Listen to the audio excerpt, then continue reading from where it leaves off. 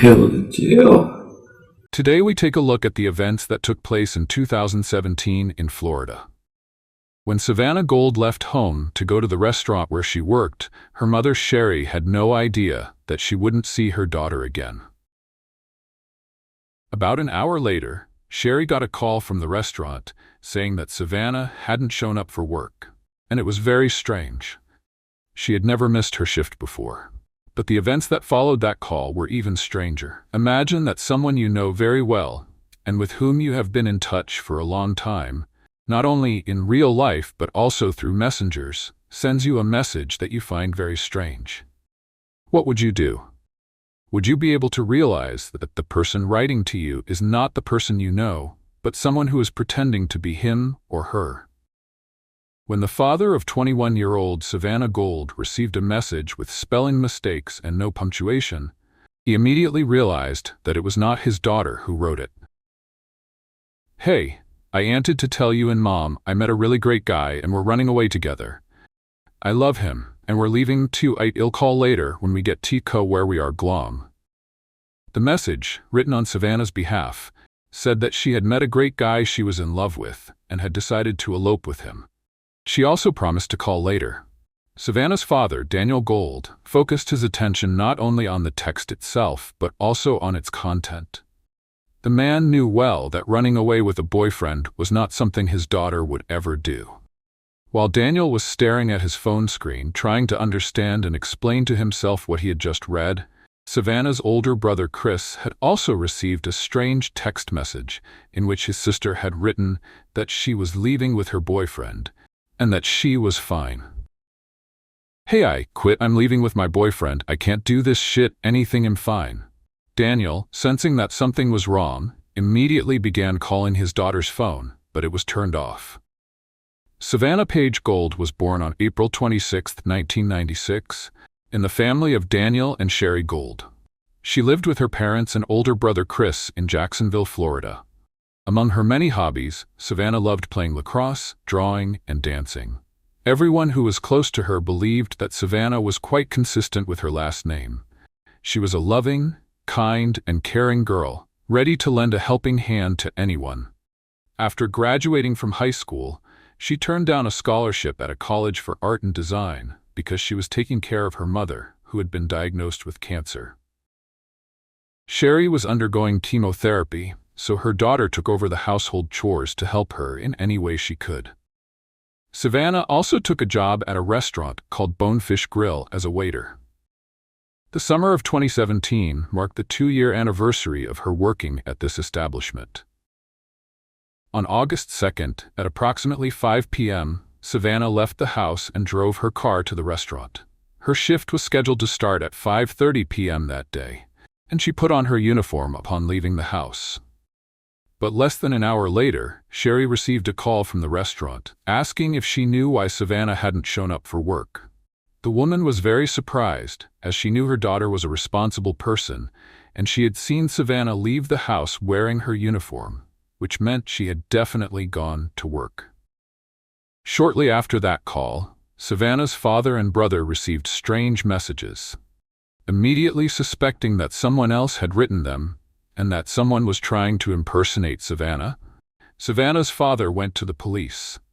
Before that, he had tried calling his daughter, but all his attempts were unsuccessful. Savannah was reported missing, and the police immediately began searching for her. Since sending messages to her father and brother, she had not turned on her phone or logged on to social media. The first thing officers did was go to the establishment where she worked. Officers found Savannah's open car in the parking lot, about 120 yards from the restaurant's entrance. Her documents, a wallet with cards and cash, as well as some other valuable things, were inside. It was obvious to the police the story of her running away with her lover was merely fiction. If Savannah was planning to disappear, she could have left her documents and her bank cards so she couldn't be tracked down, but she certainly wouldn't have left cash in the car. At first glance, there were no signs of a struggle or crime inside or near the car. But officers noticed that the left front tire was flat. Forensic experts were called to the scene, and detectives went to the restaurant to talk to Savannah's coworkers. They all claimed that she hadn't been to work that day, and that no one had seen her. The fact that the missing girl's car was parked 120 yards from the restaurant led detectives to believe that something might have happened to Savannah after she arrived at work. The cops started going around the establishments in the area, specifically those with surveillance cameras, and watching the footage, hoping to see the moment Savannah parked her car. The spot where her car was parked was captured by only one camera, and the image quality was not the best. Nevertheless, the police were able to see that after Savannah parked, she got out of the car and walked to a nearby vehicle. It was a silver Chevrolet Malibu sedan. For 14 minutes, she stood next to the driver's door and talked to whoever was behind the wheel.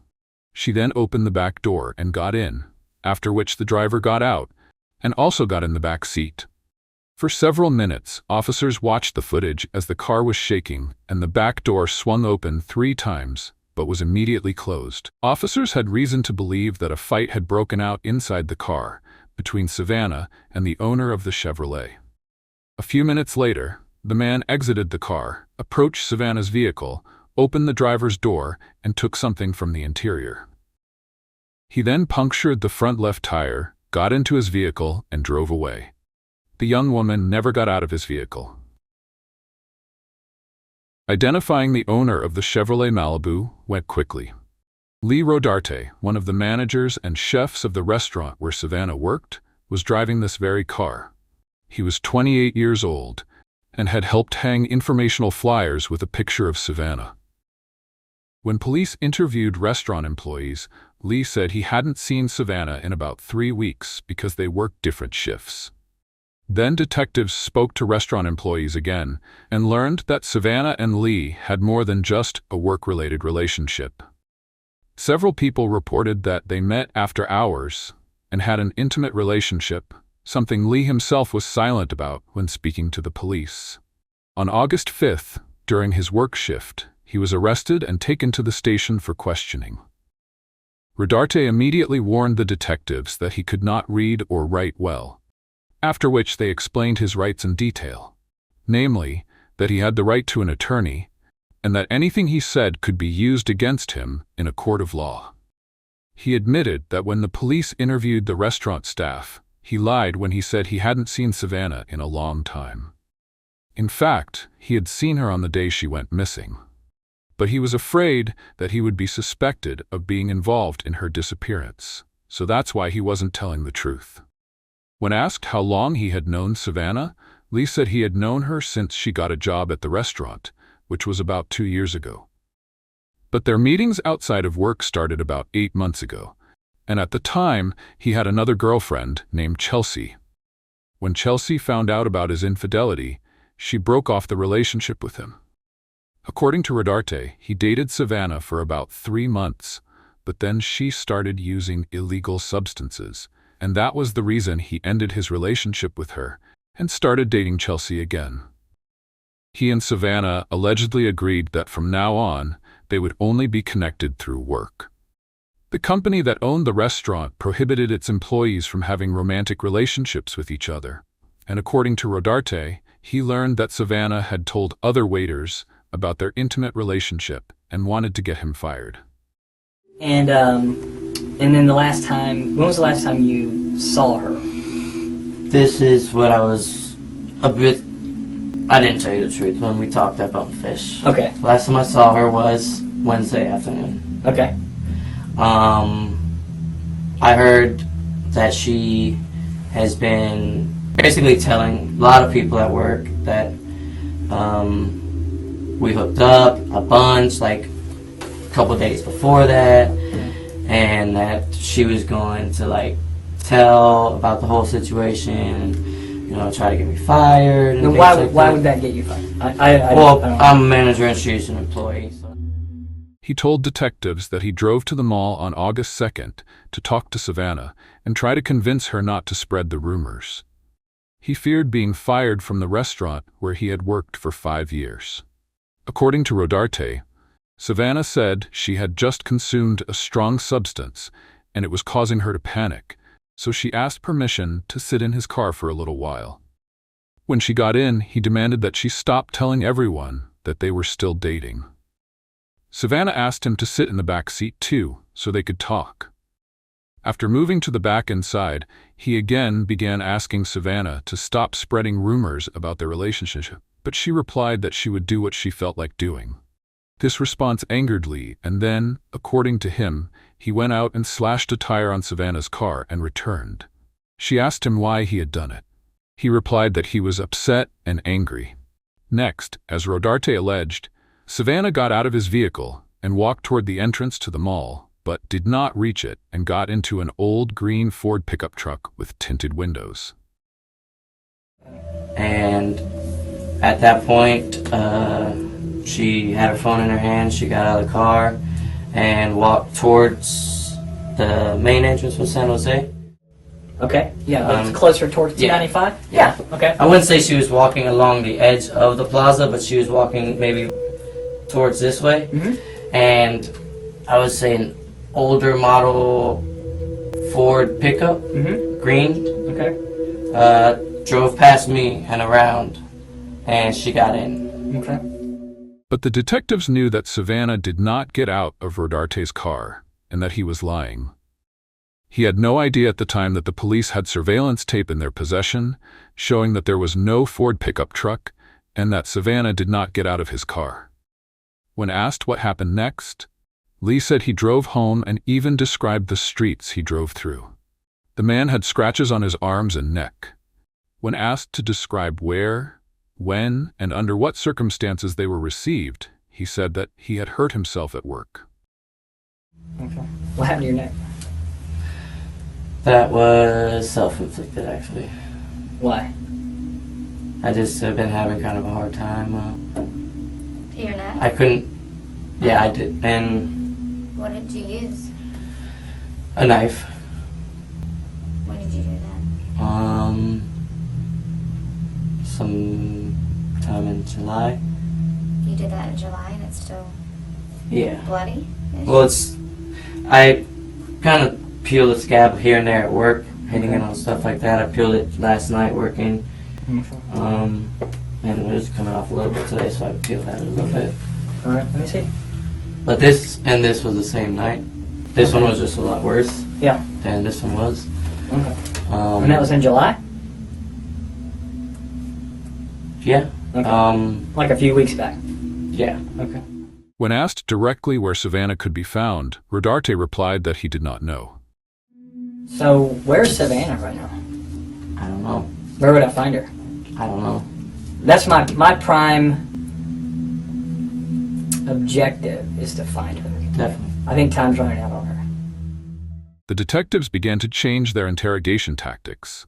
If at first they listened calmly, showing interest in all his stories, now they began to put a little pressure on him. They told him bluntly that there was evidence to show that Savannah had not gotten out of his car, as he claimed. After a short while, Rodarte changed his statement and said that he and Savannah went to his house, but then she left. The detectives did not believe him. They asked him to take pity on Savannah's family and tell the truth in its entirety. I understand. I'm just laying out facts here. I want to find this girl. I need to find her. I understand. And here's a couple reasons I need to find her. One is I'm hoping that she's still alive. And that's really, I really do, I'm holding out for that. And if she's not alive, then I think she and her family are due that knowledge. I think I think they need some closure. Because I think the reality is if somebody's, dead somewhere, a parent would want to know. I think if do you have kids? No. Okay, so one day when you have kids, the uncertainty is whatever kind of a person she is. And I'm not about to say what kind of a person she is, because I'm not making any judgments. I'm saying that this human being is, if she's alive, then I want to find her. I need to make sure she's okay, because several days now she hasn't been around. Things happen to the human body, and people can't stand a lot of things that can transpire. It's not true, because we have proof. We have proof. And that's why we're sitting here, Lee. At this point, we need this for her. I mean, I look at that little girl and I think of my little girl. My little girl who's her age. That's who I think about. That was my little girl. I couldn't imagine. I don't care what she said about you or whatever, but my little girl is that age. Maybe. And you're not telling the truth. Maybe something gets out of hand in the car. I didn't do anything. Okay, you didn't do Okay. anything, but she Okay. was in your car. She never got out of your car. She never got out of your car, Lee. We're not saying that you did anything. I'm trying to find her. I didn't say you I did don't know anything. where she is. Well, we can prove that you left with her in the car. Eventually, Rodarte couldn't take it anymore and confessed that he snapped Savannah's neck during the argument, detailing everything that happened in the back seat of his car. Okay. I thought I had her right here. You thought you had her up here? Yeah, I thought I Okay. had her like right here. Yeah. And I ended up coming down. And I Okay. just heard a pop. Okay, you heard a pop sound? Okay. And she just, And you had both hands like this around this part of her neck? Could you feel a pop? yeah. Okay, where did you feel I it? just heard it. And then it felt like somewhere in here. Okay. And when after you heard the pop, what happened at that point? Do you remember? She just stopped moving. Okay. As he left the parking lot, he took Savannah's phone, sent messages to her father and brother, then threw it out the window. He brought the body back to his property and tried to dispose of it with fire, but it was not as easy as he thought it would be. So he dug a hole in the ground and buried it. But anticipating that the police would find out about his association with Savannah and perhaps come to his home, he dug up the body a day later, wrapped it in a blanket, and drove to a pond located about 8 miles from the restaurant. He knew the area well, as he had lived there for several years. When he arrived, he dumped the body in the water and headed home. And where do you put her in the pond? Because it's a big area, and I want to go find her. She's close to me. Like here? Like in that area there? Yeah. Okay, so I'll put it like an X there, and you think that's kind of in the general area. Not that I'm holding you to that, but and what would she be wrapped in? A blanket and plastic. A blanket and plastic? Okay. Okay. You're doing the right thing. I want to be able to tell her family. Die while I'm in jail.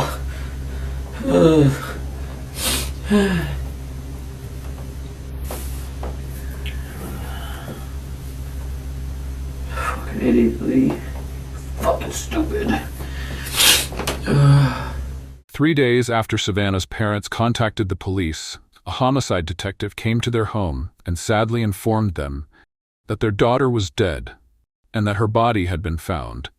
Lee Rodarte was charged with second-degree murder, tampering with evidence, and abuse of a dead body.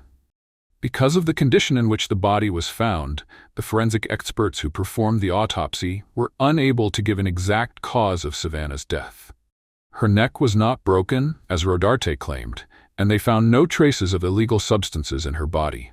The thyroid cartilage in Savannah's throat was broken, indicating strangulation, and about 75% of her body was damaged by fire.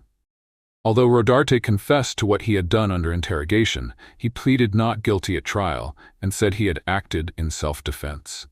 He was now claiming that Savannah was the first to start strangling him. In doing so, he put the victim's family through another ordeal, namely having to attend numerous court hearings. Savannah's mother, Sherry Gold, said, "My cancer has come back twice, but no chemotherapy, no surgery, nothing will keep us from these hearings. We've been to 26 hearings out of 27. We had to be in the same room with the man who took our daughter's life. We need this to end as soon as possible. We are seeking justice for our daughter." Lee Rodarte was not the only member of his family charged with murder. His own sister went to jail even earlier than Lee himself. Amber Camarillo, 26, whose maiden name was Rodarte, shot and killed a woman during an argument over a car in 2016, which was a year before her brother Lee took the life of Savannah Gold. She was sentenced to 20 years in prison. Lee Rodarte was offered a plea deal. The condition was that he plead guilty to second-degree murder. In exchange, he was promised 40 years in prison, and that the charges of tampering with physical evidence and abuse of the body would be dropped. After consulting with his attorneys, Rodarte agreed to the deal. He pleaded guilty and was sentenced to 40 years in prison on March 11, 2021. After the verdict, Savannah's family thanked everyone for their support. Daniel Gold said, "We love Savannah, and we never realized how many of you did also." So what do you think of this tragic story? Feel free to share in the comments. If there's a case you're interested in, let us know. And if you enjoyed this video, don't forget to like, share, and subscribe. Stay safe, and we'll see you next time.